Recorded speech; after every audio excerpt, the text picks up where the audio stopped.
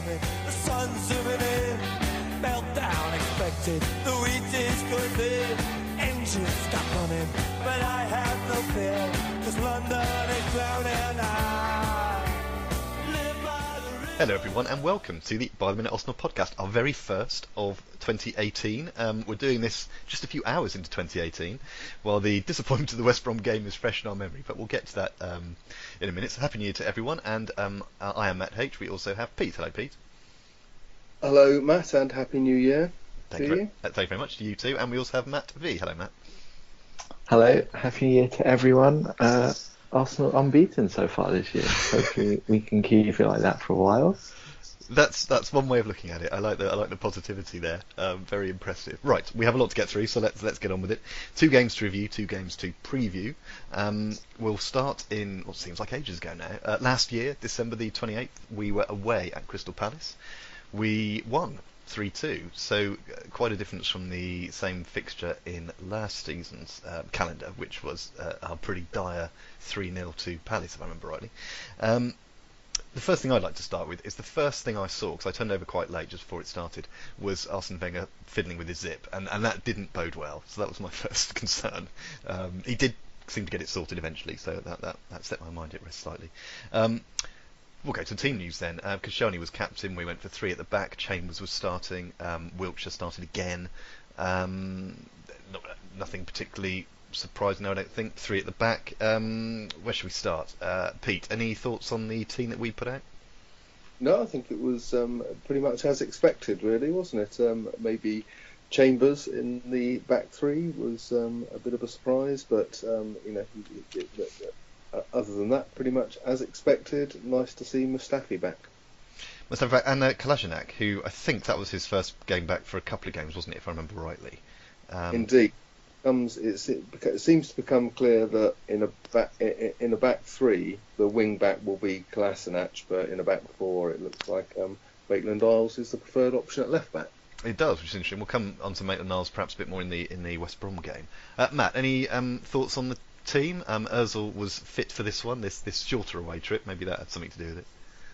Yeah, managed to sort himself out. No, it was good to see those front 3 playing together. And then it was interesting to see Wilshere and Xhaka for the first time in a midfield together as a 2. But yeah, as Pete said, pretty much as expected. Okay. And these 2 teams, we were told, are the teams that have conceded the most in the first 15 minutes of games. Palace actually beat Arsenal in that stat, which I was mildly surprised about. So naturally, nothing much happened. But Arsenal did look the better team and looked really quite a decent performance. And ended that particular sort of section of the game with Mustafi putting us into the lead 25 minutes in. Pete, any thoughts on the goal? It was an slightly odd one, but it was well taken. It was an odd one. It was a great ball in from Lacazette, and I thought a rather nice dummy handball by Alexis. just to put everyone off. He just, I think I'll stick my hand near that ball so that no one knows what's going to happen, and fell beautifully at the feet of Mustafi, who then, it was a very nice finish, wasn't it, for a central defender? It's very neat. Very neat. We'll come to Sanchez again a bit later on, I think, but it was interesting. For quite a lot of the game, he was doing a lot of. He always does a lot of running around, but he was a defender for quite a long periods of the game, and didn't fill me with confidence. Although actually he seemed reasonably competent. Although perhaps he was overshadowed. It was overshadowed by what he did later in the game, which we'll come to. Matt, yeah, good to see Mustafi open the scoring. Yeah, a really good finish. I think for a few seconds no one really knew what happened because it was a pretty weird goal, but really nicely finished, and one that we definitely deserved because incredibly we'd actually started well and put in a good first half performance. I think helped by the fact Palace sat back quite a lot and didn't really attack our defence, so that played into our hands, and yeah, it was a really confident start, and probably by half time could have been more than 1-0 up. It could. I don't. My memory being as it is, I can't quite. I've made a note about an Ozil chance being saved, but I can't actually picture it in my brain at all at the moment. But yeah, we were certainly playing very well in that first half. There was an interesting stat the commentator noted, which when I heard it, I assumed it was bluff, which was that at that time, I don't know if it's still true now, we were only behind Man United in the number of clean sheets we'd kept, which I still don't quite believe that now. I haven't got around to checking that out, but that was something I thought was of interest. But we'll get to the second half then, because that's where most of the action happened. Oh, go on, Pete. Matt would have been presumably pleased to see the Granit Xhaka shot, though. In the first I was thrilled when I saw his left leg wind up. There was a bit of that yesterday as well, wasn't there, in the West Brom game? But we'll come to that. We'll get to the second half then.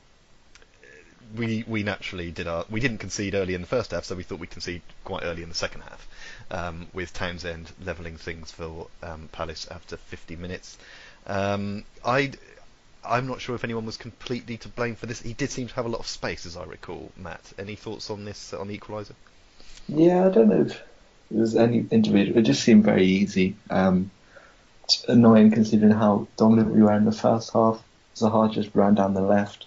It wasn't even a particularly good ball in. It just trickled back across the box, and our three defenders, sort of a bit flat-footed, stood there and watched as Townsend had all the space to put it in, and that was annoying because that obviously got their fans up and completely shifted the momentum of the game. And we were a bit rattled for 5 minutes after that. I thought it was all going to come crumbling down. Yeah, there was those moments, that period, I should say, wasn't there, where yeah, it looked pretty good for them. And then, within quarter of an hour or so later, we were not just back in front, we were 3-1 in front, thanks to 2 goals from Alexis. Now we'll take these together, along with the, shall we say, ensuing issues around the celebrations, which I'll be fascinated to hear what you two think about that. Lacazette, who I thought was looked very good again. I think he's really really settling in very well with the team now. Personally, I think it's not quite clicking completely, perhaps, but I think he's looking quite comfortable, probably being given he knows he's going to start every game, all the important games, if you like, and. I just think he looks to be gelling quite well, which is a shame, given that we're probably going to be losing a couple of people he's been gelling with before too long.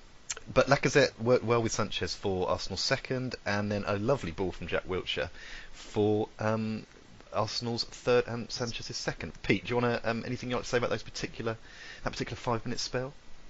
Well, I rather just to say about the period between the Townsend goal and the Alexis goal was, I thought it was very mature. The way that we didn't panic, it felt awful personally to be watching it, and to have allowed them to equalise in a fairly simplistic manner, particularly as they were basically playing let's give the ball to Zaha and see if he can beat someone, and that's what they carried on doing for the rest of the game. But I thought the fact that we actually started to control the game again, and got back in front was particularly impressive, actually. So I think even though the second goal was probably the more enjoyable to watch, the first one was a great sign of the team really getting control back into a game that they always had control of, as it were, and they could have easily fallen to pieces and said no, we're gonna stick with it, and did a really good job. It was so competent, wasn't it? I mean, yes, it was worrying because it always is when the other team's got the ball. But actually, yeah, it was reasonably solid at the back. And I mean, the whole performance actually, I thought over the whole game, 3-2 doesn't look it in some respects, but was solid was the word I would use. I think we looked pretty decent going forward. We looked okay at the back. And people seem to know what they were supposed to be doing. Should we put it that way? There was a nervy last few minutes, but we'll come to those later. So Matt, yeah, any thoughts on those goals, or particularly this whole thing that came up about the celebration or lack of as regards to Sanchez? Some other stuff came out after the game suggesting this all went back to the Burnley game earlier in the season. Thierry Henry was quite animated about it in the Sky studio. I didn't. Did you have any thoughts on that or the goals? Well, quickly on the goals, I thought Wilshere's ball was obviously excellent. Sanchez finished them well. Has come into some very good form as January approaches. Could be a coincidence, could not. But in terms of the celebration, I mean, I didn't really think it's a big issue. I didn't notice at the time. I think it's obvious some players are going to like other players more, and Sanchez is obviously going to be a divisive character. The way he plays football and the fact he's running down his contract is obviously going to annoy a lot of people, and I think it's been well documented before that he's had arguments with certain players, but no, I don't think it's a big issue at all. I mean, we'll come on to a West Brom game. They seem to make a huge deal of everyone jumping on top of each other to celebrate together then. Yeah.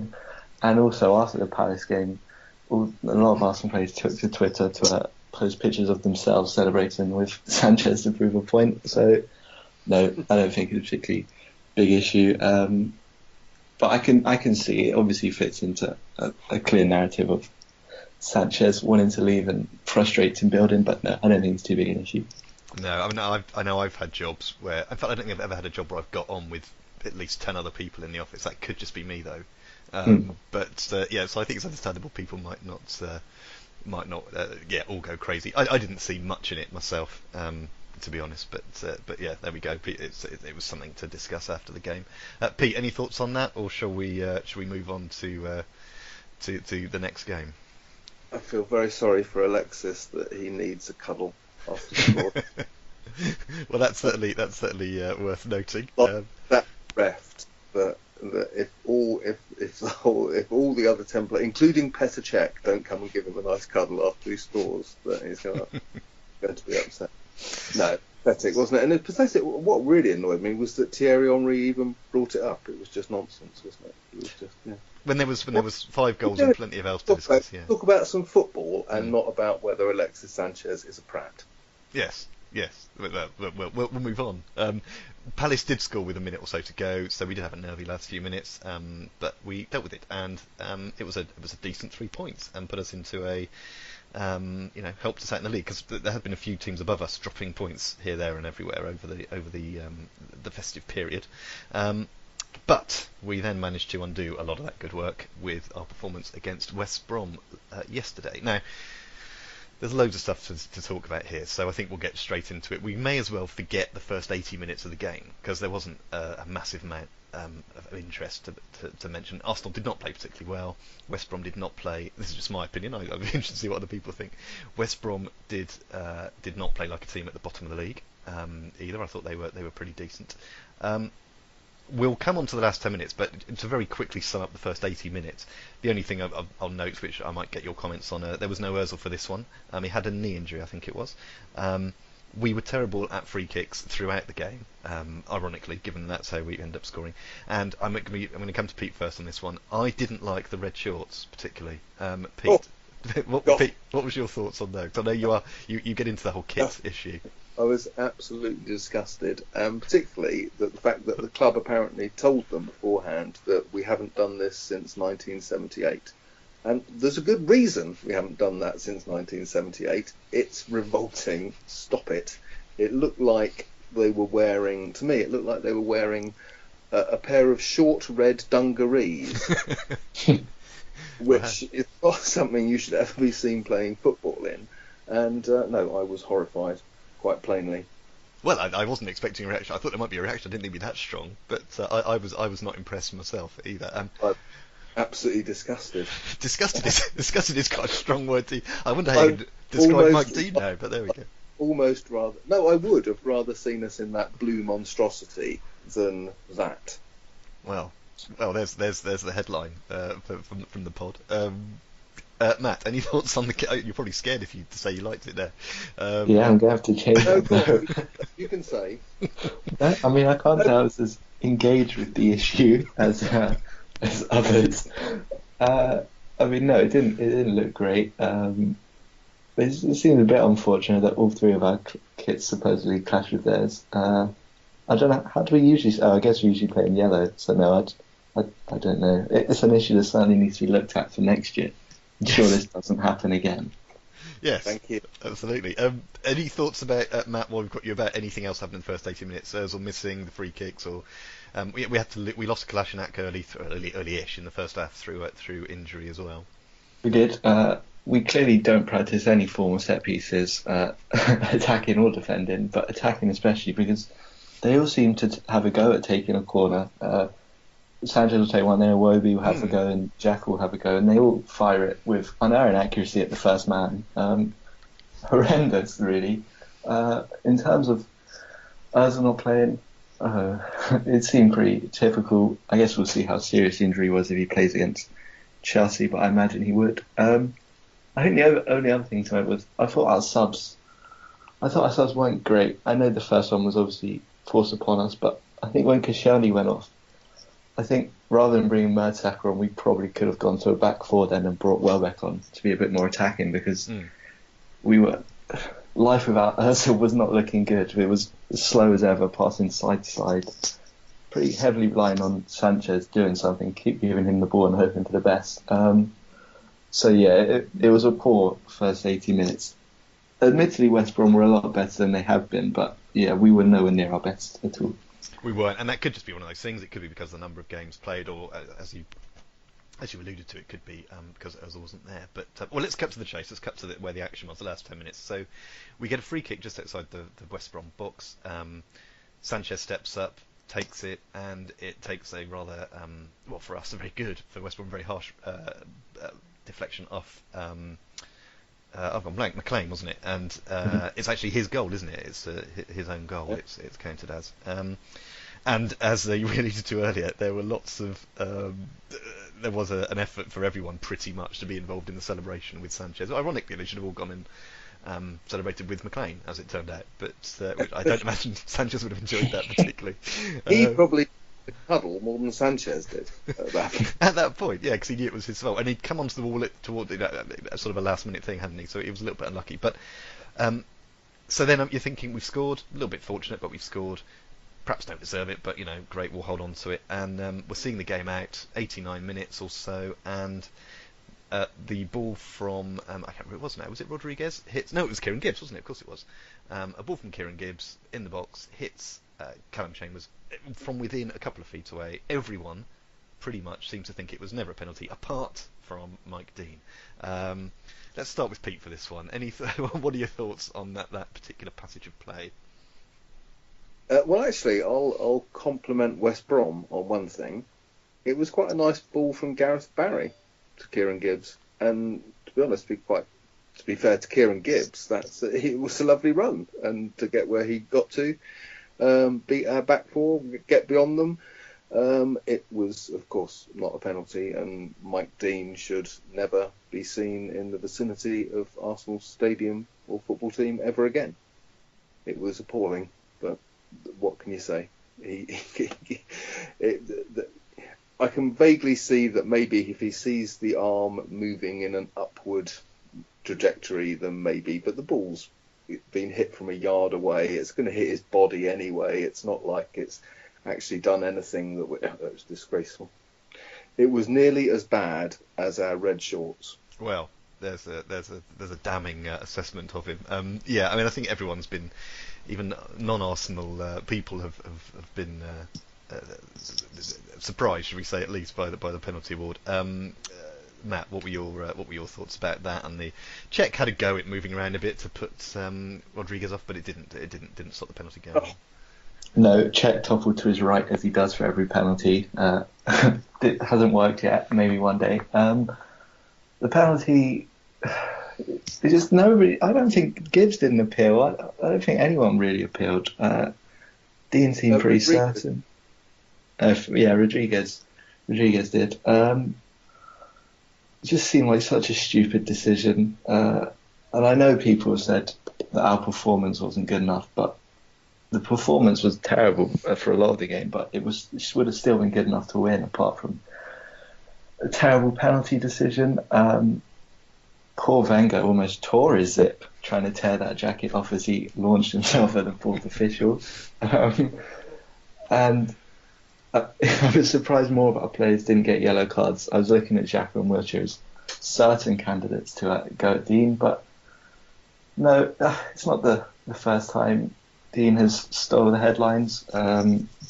Seems to enjoy doing it quite a lot, but I think, as Wenger said in his post-match interview, there's not a lot you can do, and if he tries to criticise him, he gets banned or fined. So there's no real point. It's just annoying because it cost us 2 points in a game, which, although we were poor, we would have gone on to win. Yeah, and let's move on to look at the bigger picture, because as I said, I was doing a minute by minute for it. As I said, if we'd won that game, we'd have moved not just within a point of Liverpool in fourth, but we'd have moved within 4 points of United in third, and 5 points of Chelsea in second. Which, okay, that's still a reasonable distance, but we're now seven off Chelsea, 6 off United, and 3 off Liverpool. Spurs are only one behind us, and they have their game in hand against West Ham, so you'd expect them to probably win that. So that was why I think it was disappointing. We had a chance to make up some ground on the teams above us all the way up to, but not quite including Man City. We could have even made up a couple of points on them had we held on yesterday, given that they were held by Palace and could have lost themselves when Zaha was fouled, but they missed Palace missed the penalty, the chance to actually put an end to City's unbeaten run. So that's where we are in terms of the rest of the table. There's still a long way to go in the season, of course. And can I just yes, one thing? Of course. About Mike Dean's decision. Please, yeah, go on. Did it have any effect on the prediction league? Did it, I knew I should have known you'd be bothered by that. Well, yes, but only in the sense that it affected all of us equally, because no one said 1-0, so it didn't matter. He wasn't in the employee of one of us, anyway. No, not at all, not at all. You were actually the closest one, because you the only person who had West Brom scoring one. So if fingers are pointing anywhere, they'll be in your direction. Thanks for that. And now you've brought it up, it just looks suspicious. It's we've put a sort of reasonably underwhelming unbeaten run together in the league, but we need to get a bit more going to really get into to challenge the top four properly. But we'll come to that later on. First of all, then, we'll do the predictions, as Pete noted. So Matt, actually, me and Pete got a bit closer to Matt this week, because none of us got any points in for the West Brom game, because we all had Arsenal winning. But whereas Matt was pessimistic enough to have us drawing against Palace, Pete and I had us both winning it. We didn't get the right score, we got the right points. So Matt's now on 20, I'm on 18, and Pete's on 16. So there we go, it's closing up a little. This week we have two games. We are at home to Chelsea on Wednesday night, and then we are away at Forest at 4 o'clock on Sunday in the FA Cup. So predictions and a word or two, if you'd like, perhaps a bit more on the Chelsea one than on the Forest game. Where should we start? Let's start with Pete. What do you think? I think I'm quite looking forward to Wednesday night, and I think it'll be an interesting challenge as a start to the new year. It's going to be quite scary, as ever. But I think we will... a lot depends, I guess, from what we saw yesterday, of whether Ozil is available, and whether he can come up with any further excuses, such as colds, etc., knees.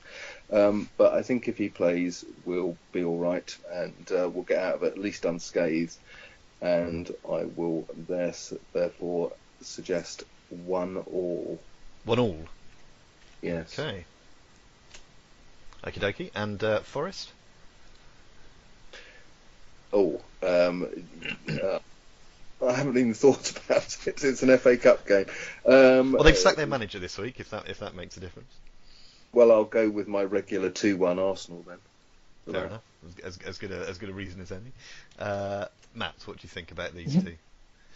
The Chelsea game, I don't know what state Koscielny's Achilles is in. If he's injured, that will obviously be a blow. Class match too, so our defence could need quite a lot of looking at. Ozil, as Pete said, very important. But the most important factor in all of this is that I'm going. And my record of watching the team I want to win this season, Exeter, is attended 7, lost 6, and drawn 1. Ooh. I think Exeter have only lost 6 games this season. So this is a real issue. And I apologise in advance for everyone. I'm going to go 0-0. 0-0. Okay, just really enjoyable Wednesday night. Yeah, Exeter have lost 8 in the league. I don't know if you've been to cup games as well, but they've lost 8 in the league and they've only drawn 3 in the league. So you for Exeter, that's incredible. Without me, they'd be cruising to the title. They really would. That's incredible. Okay, so that's good. So you're both going to the game, and neither of you are expecting a win, which is perhaps realistic, but upsetting at the same time. What do you think about the Forest game? I simply know nothing about Forest. I assume we'll take the FA Cup quite seriously. we don't really have many options in terms of strikers. So like I said, we'll have to play. Who knows what club Sanchez will play for by then. I think we'll win. I will go 3-1 Arsenal. 3-1. Okay. I mean, this may not be something where any of us are particularly good at anyway, but predicting Arsenal scores this season has become, I think, even more difficult than last season, perhaps. Because partly with the cup competitions, you just don't know who's going to play, and you don't know how good they're going to be. And in the league, you just don't know which Arsenal's going to turn up. We've seen a microcosm of that this week a bit with a pretty awful performance against West Brom yesterday. But a pretty decent fighting, as I said, solid performance against Palace just a few days earlier. Then you have the Liverpool game when you have everything happening in a relatively small, just within one game. You have Arsenal being terrible, Arsenal being great, Arsenal being terrible again. So on this basis, I find this really difficult to predict results. I'm going to go for, ironically, as I'm not going to be there, but I'm going to go for an Arsenal win on Wednesday night. I think 2-1. I've gone for on the basis that I think we will turn up, and I think if Ozil's playing, I think that does make a difference. And I'm being optimistic, perhaps, so I'll fully admit to that. For Forest, I've gone for 2-0 to Arsenal. Again, I don't know who's going to play. I don't know what kind of state the team's going to be in. But I think looking at Forest's league position, they're halfway down the Championship. They've only drawn one of their 25 league games, so a replay looks unlikely. Hopefully. So there we are. That's what I'm going to go for that. So we'll see how that all works out, and we're back next week. We're pretty much done. We've got a few minutes. I was interested to know what either of you think might be happening, and I know this is, you're guessing here, so you won't be held to this. The transfer window obviously opens now. Are we expecting much action in or out? Where should we start? Matt, what do you think? I don't think we'll sign anyone. I think Walcott will leave. Strong rumours of him going to Southampton. I can see him leaving. Maybe some of the younger players go out on loan, like Willock, Nelson. I could see that maybe happening, but I think overall it'll be pretty quiet, as January windows usually are. And yeah, I definitely can't see us signing anyone this January. I don't think making another profit in the window for once is necessarily a bad thing, because come the summer we're probably going to have to replace some crucial players for free.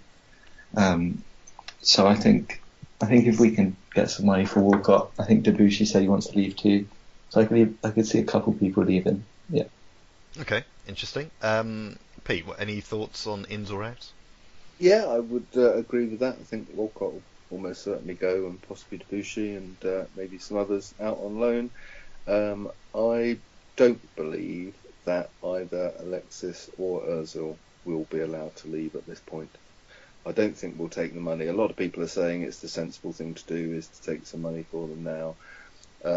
I can't see that being sensible if you want to have any chance of finishing in the top four or winning or even winning the Europa League. So I think we would only sell them and take something for it if we've got an immediate replacement available, as we were going to at the beginning of the season, and when we were potentially going to sell Sanchez at the last minute. And the reason we didn't is because there was no immediate replacement available. And I think the same will apply here. So I think they are here for the rest of the season.